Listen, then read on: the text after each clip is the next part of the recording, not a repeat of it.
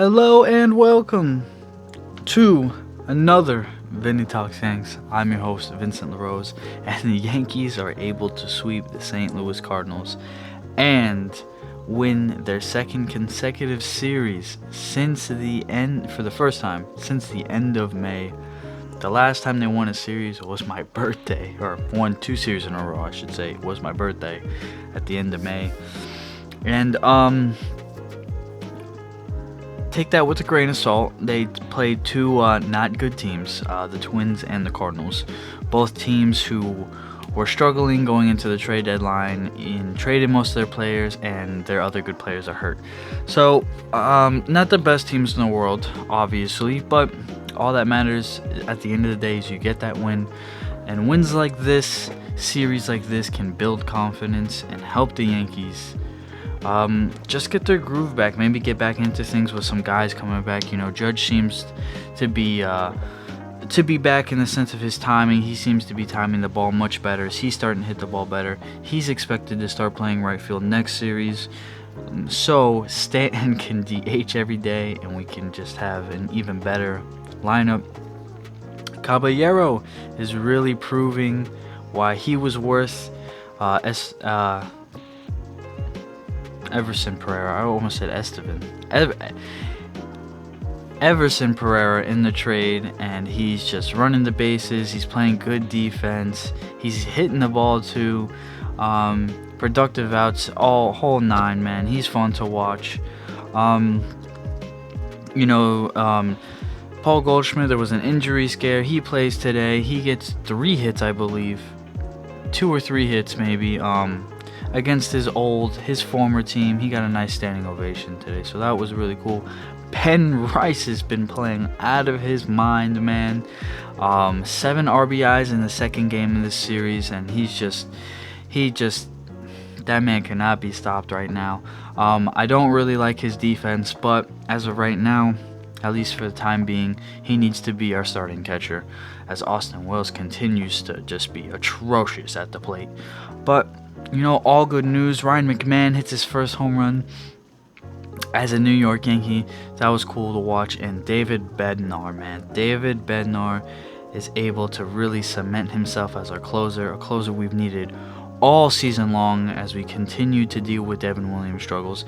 And speaking of Devin Williams, man, they're putting him in lower leverage situations. Today was probably the highest leverage situation in the series.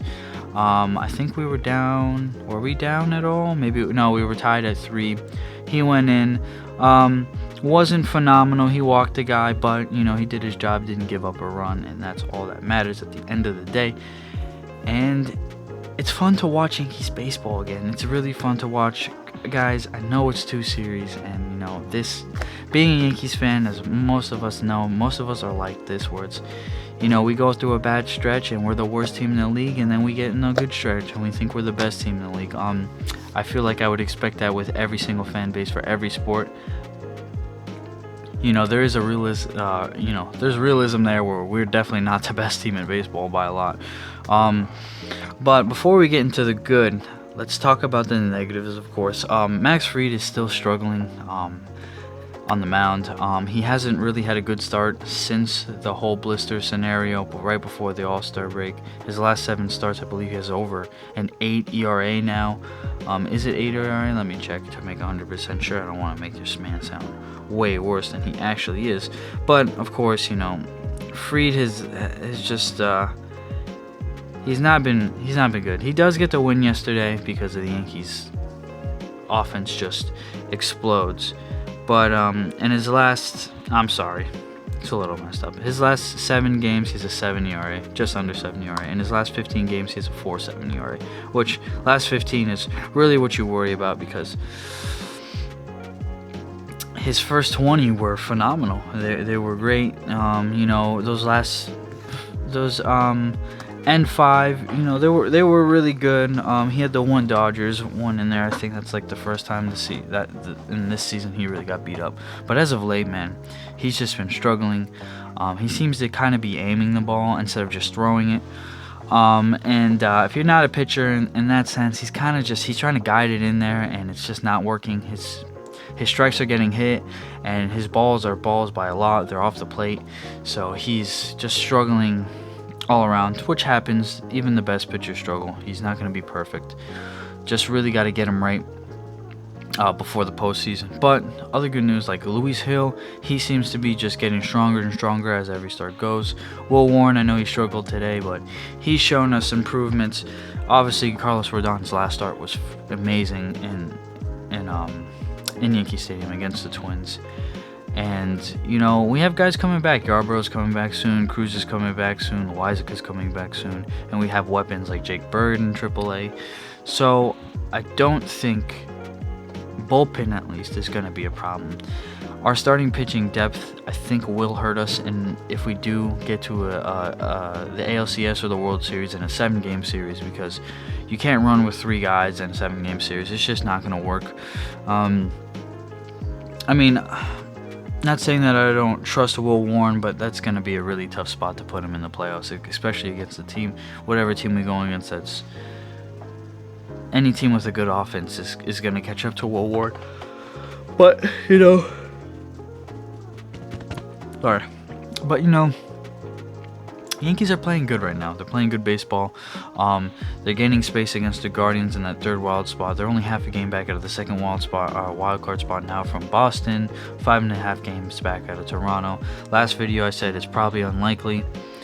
And for the division at least, I still think the division is kind of unlikely to this point. We have one more series against Toronto. I will be at one of those games, actually. That'll be in Yankee Stadium. And at that point, you know, you would have to hope to be at least 4 games back, and you would have to sweep. I see it being tough. Granted, our schedule does help. We play the White Sox 2 more times, or we still have to play the White Sox, so we play them again. We have to play. Not again, damn. We play the White Sox 2 times before the season ends. We play Minnesota another time before the season ends. I know our schedule is absolute, just cake for the rest of the way. I mean, looking at it, so we have Washington after Boston. So Washington, Chicago, Houston, which is going to be tough. Toronto, the series I'll be at, followed by Detroit, another tough team, another series against Boston, but then after that it's Minnesota, Baltimore, the White Sox, Baltimore. So we have four straight series to end the season where we should, in those 12 games, man, we should probably win 10 of them if we're being realistic. So those series against Toronto and Boston are going to be important, man. That's going to be right before the last Boston series of the season will be in Fenway. And then we'll go to Minnesota, then back to Baltimore, and then we'll end the season in Yankee Stadium. But those last series against Toronto and Boston are going to be super, super important, because even if we leave the series down 1 or down 2 back from either one of those teams, we're going into the last 12 games of the season. Again, like I said, we should win 10 of those 12 games and hopefully put ourselves in a better spot. As of now, I mean, obviously, we still have a month left of baseball to play, so it's really hard to predict what's going to happen, because anything could happen, man. Anything. We know this. We've all watched enough baseball and know this, but like Cleveland's 3.5 back from us now, and I think if we can at least get 5.5 or even 4, even one more game on them, I don't see it being too much of a worry getting a wild card spot. I just see it. The worry is, like, you don't want that 3rd wild card spot, man. You do not, because probably more than likely we'll have to play Houston or Seattle. One of the two. They've been going back and forth. If it's Seattle, I'm not really too worried about it. Seattle is a team that we've proven to beat this season, but more than likely it's going to be Houston. Just if history plays its part, it'll probably be Houston. And as we all know, we do not want to play Houston. It's not going to end well. We have another series against Houston, actually, before the season ends in Houston. So I really want nothing to do with the Astros. I want it to be exactly like last year, where we don't even have to confront them, get into a series with them, because I don't really care what state the Astros are in. Us Yankee fans know they destroy us. But anyways, outside of that, let's get into the good. Let's get into the really good. Of course, the series was fun to watch, man. We scored, 20-something runs, 28 runs this series, and it was just fun to watch. all around 24 runs. I'm sorry, but 24 runs this series, just fun to watch. Game 2 was obviously started great. Then it gets to the middle of the game and you're like, oh well, another game that the Yankees pitching is gonna blow it, but the offense steps up. Or should I say, Ben Wright steps up with his 7 RBIs, tying a career high. And it's just games that are fun to watch, games that are really fun to watch. And hopefully the Yankees can continue to keep it going like that. Granted, look, as I said, take everything with a grain of salt. The Cardinals pitching is not good, and their bullpen was already about league average. And then they traded away their closer, and who else did they trade? They traded another bullpen. They traded their 2 best guys in their bullpen away, effectively, waving the white flags, knowing their season's over, getting value for their high leverage guys. So we don't have to face their high leverage guys. Now their closer is Jojo Romero, if I'm not mistaken, and he struggled against us today. So it's hard because it's like being a college kid and beating up a high school freshman and then getting all your confidence back, going back into college, knowing you can win a fight. That was probably a really bad analogy, but just you guys get my point with it. It's tough because you play 2 of the bottom tier teams and probably the 2 top bottom 20 teams in baseball in that bottom 20. But at the end of the day, winning games is all that matters. Winning these games is important because anything can happen the second you get into the postseason. One good run, whatever it is, can just put you in a good spot to win the World Series, man. So these games you have to be happy with. I know, again, like I said, it's hard to just be super overly excited, like, oh yeah, we're back, because we're not beating teams like the Dodgers or the Tigers or the Blue Jays. We're beating some of the worst teams in baseball, but these are games that we have to win. I think these past 6 games, you tell yourself we need to take 4 out of the 6, and then we go 5-1. So that's very important, And then especially going into a 2-game set down in Tampa.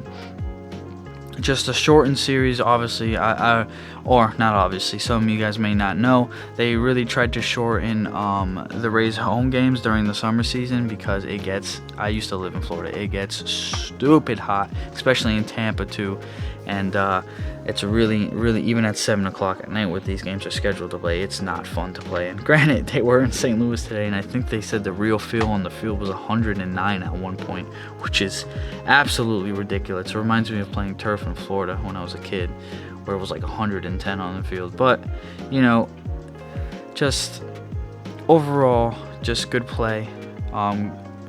Pitching wasn't starting pitching at least wasn't the greatest, but the bullpen is really gaining confidence. I could see it's really coming together. Aaron Boone seems to kind of be understanding when to put guys into games, understanding their spots. One thing I will say, Camilo Duvall still has continued to struggle. He gave up another home run today on a hanging slider and almost giving up one to Mason Wynn that just barely, but that ended up going foul. So he's really important to figuring out, because right now I think if he gets another 2 games where he struggles bad, you're hand in hand with him and Denver Williams for the 7th inning now. You have Weaver going to 8th. Weaver has been just last 15 games. I think he's back down to like a under 1.5 ERA. David Bednar's a closer. Obviously, David Bednar has been just phenomenal out of the bullpen. But it's still a little worrying. We're still getting those points in these games against, again, bad teams where we're like, oh my God, are we going to give it up or are we going to fall apart? Usually the defense helps with that, and the defense has been pretty solid. I know McMahon makes an error today, but it was a tough play. Chisholm made an error today too, but that was just sorry. That was just weird, just the way it was a nice play, but he threw the ball like 6 feet away from Paul Goldschmidt. It was wild.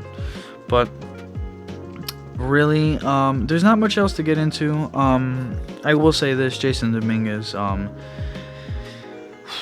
I was a bit advocate for him. I wanted him to play every single day, no matter what the roster was, because I really wanted to see him develop finally and play every day.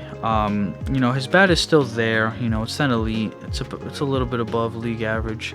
His speed is there, obviously, but his defense is infuriating to watch. It's almost like, if they're working with this man in the outfield, I don't know what they're doing, because he looks so bad in left field. It's probably one of the worst defensive outfielders in all of baseball.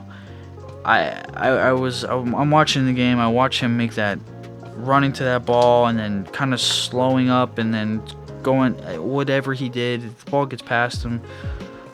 Yeah, it's a big triple. I'm really tired, but at that point I'd rather just see Stanton walk to the ball in right field if Dominguez is going to make just terrible plays like that. So, with Grisham, Bellinger, Stanton, and Judge all playing, we have in the top 5 OPSs in baseball. For the outfielders, we have 3 of them, or American League. I'm sorry, not in baseball. We have 3 of the top OPSs in baseball. Technically, if you count, Stanton might not qualify actually because he might not have enough at bats, but